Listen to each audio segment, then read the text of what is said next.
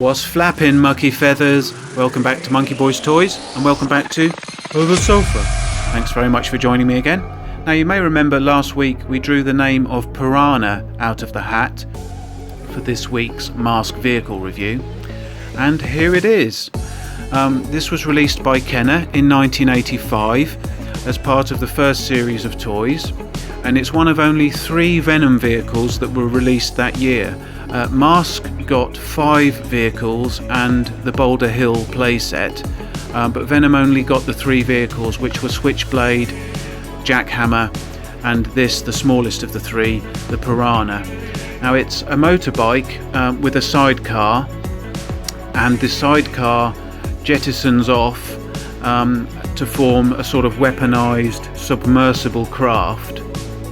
But before we have a look at the vehicle, we'll have a look at the driver, and he's Monkeyboy. Monkeyboy.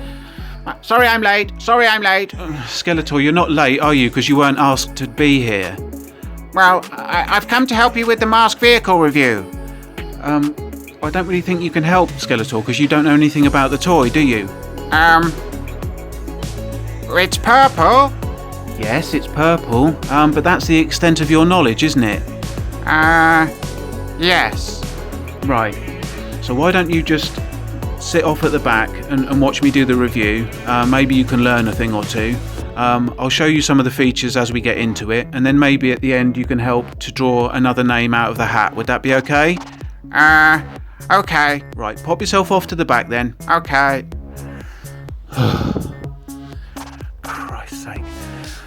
Right guys, sorry about that. So anyway, here's the driver of the vehicle, and this is Sly Rax, and he is wearing this stiletto mask. We'll just remove that quickly so that we can look at his face.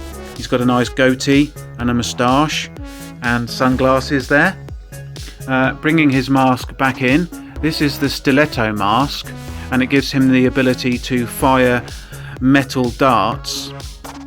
It doesn't really do that, obviously. You just have to use your, say it with me, imagination. Now, the stiletto mask is notorious for losing paint. Mine should have a lot more paint on it than this. There's a lot more silver elements to it, but it was absolutely notorious for paint rub. It's very difficult to find one in good condition these days. It's one of the worst masks in the line for that problem. I might pick up a nicer example at some point in the future, but for now, that's what I've got. Let's just pop him off to the side just for a second. We'll bring him back in a moment, but let's have a look at the vehicle. Here is the stiletto. Here is the Piranha. As you can see, it's in not bad condition. Some of the stickers on mine are a little bit peely, but it's a fairly nice example.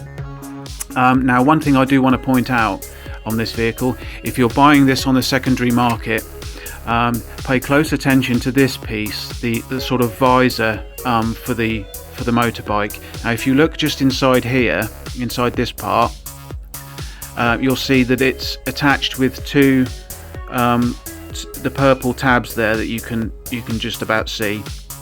Now, one or both of these tabs is often broken.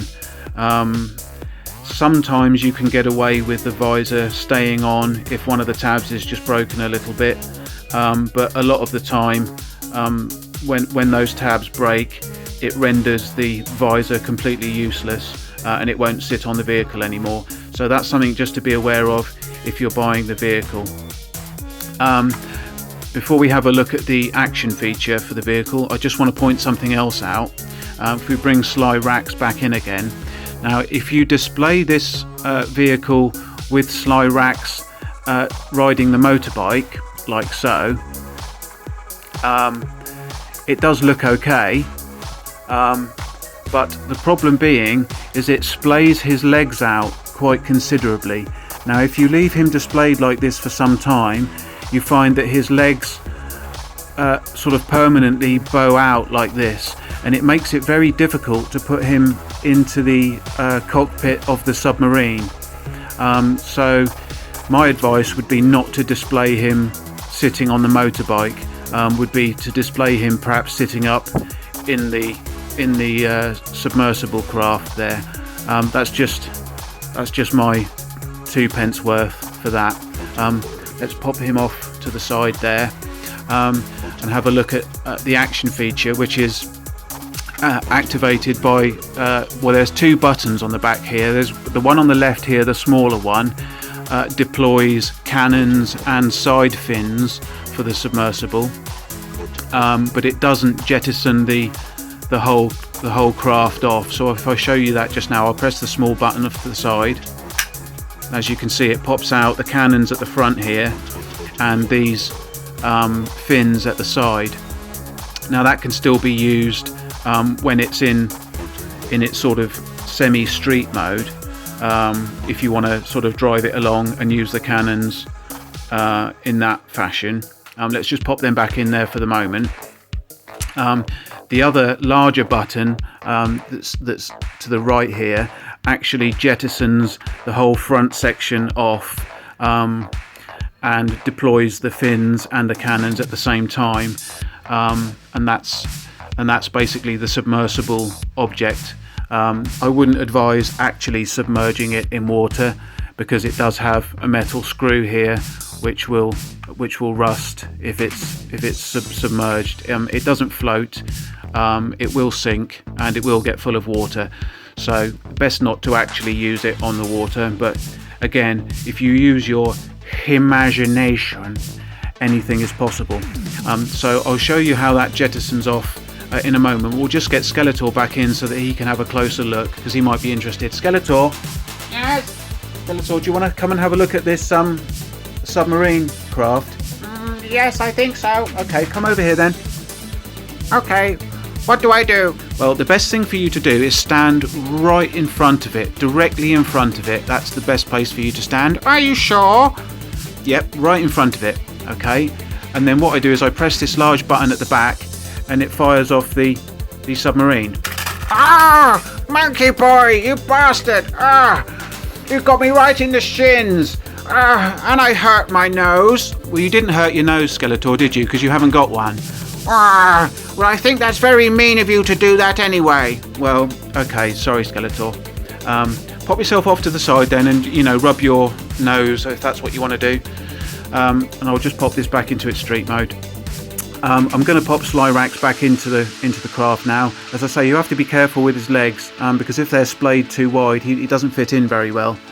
But there he is. I'm not quite sure how he's supposed to see to drive the craft, but he does fit fully inside like this. And then there is a sort of, in the center here you'll see a stem, a plastic stem that fits into the hole in the back of the Piranha here, and then you sort of clip the wings back in and clip the craft back into place, and there it is, back in its street mode. So that's pretty much all there is to that craft. It was one of the entry-level vehicles in the line, so it was one of the cheaper ones, but quite a nice little vehicle. I do like it.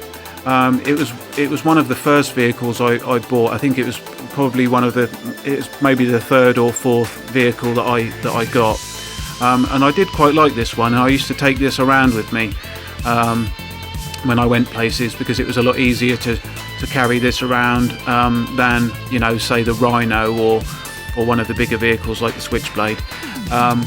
So yeah, there's that. That's about it really.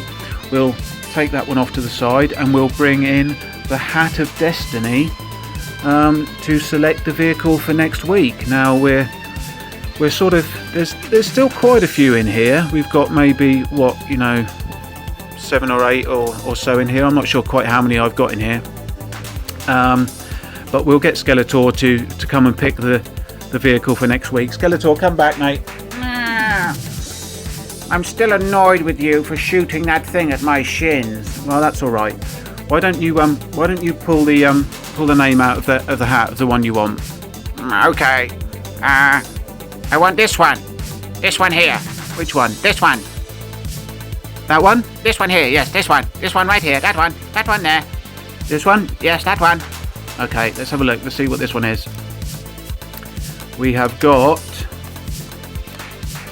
Ooh, the Bulldog. Well done, Skeletor. So we've got the Bulldog for next week, or for the next time we do a masked vehicle review. I don't think we're actually going to do one next week, Skeletor. Why? Well, because it's Halloween next week, so we're going to do a bit of a Halloween opening. Would that be all right? Yes, okay. Okay. Can I help? I'm not sure, Skeletor. I sort of have a helper for that video. So I'm not sure if you can help, but you can probably watch. Okay. All right. So we've got the Bulldog for next time, and that's about it. Do you want to do the sign-off, Skeletor, or shall I do it? Can I do it, please? Well, yes. Oh, you said please again. Are you feeling okay? Oh, shit. Right. Thank you very much for watching, everybody. We really do appreciate your time. If you liked the video, please give it a thumbs up and share it with any other mucky feathers you may know. Please do leave a comment and tell us what you liked about the video. And please do subscribe if you haven't done so already. Well done, Skeletor. That's about it, isn't it? Yes, I think so. Okay, so we'll see you next week. Yes, okay. So what do we say now? Let's make like shepherds and get the flock out of here. Yeah, that's right. See you later then. Bye.